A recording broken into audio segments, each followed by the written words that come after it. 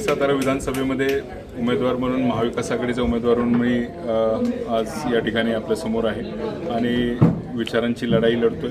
महाविकास आघाडी विरुद्ध भाजप असा सामना या ठिकाणी होणार आहे आणि मला खात्री आहे की या दोन्ही जिल्ह्यामध्ये निवडून आलेले जे लोकप्रतिनिधी आहेत, नगरसेवक असतील, जिल्हा परिषद असेल, त्यांच्या स्वाभिमानाची लढाई आहे। मी त्यांच्या वतीनं या निवडणुकीस उभं राहिलं आहे। विधान परिषदेमध्ये निवडून गेल्यानंतर या लोकांचे, जिल्हा परिषद असतील, नगरसेवक असतील, यांच्या अडीअडचणी, त्यांना त्यांच्या मतदारसंघात कामं करण्यासाठी येणाऱ्या ज्या अडीअडचणी आहेत त्या सोडवण्यासाठी, मी आवाज उठवण्यासाठी खऱ्या अर्थानं या ठिकाणी निवडणुकीत सामोरे जातोय।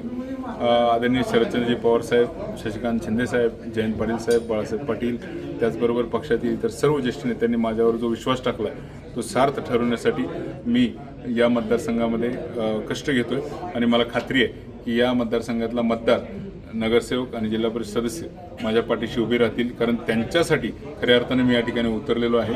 आज विरोधी पक्षात असलेल्या नगरसेवक आणि जिल्हा परिषद सदस्यांना निधीपासून वंचित केलं जातं।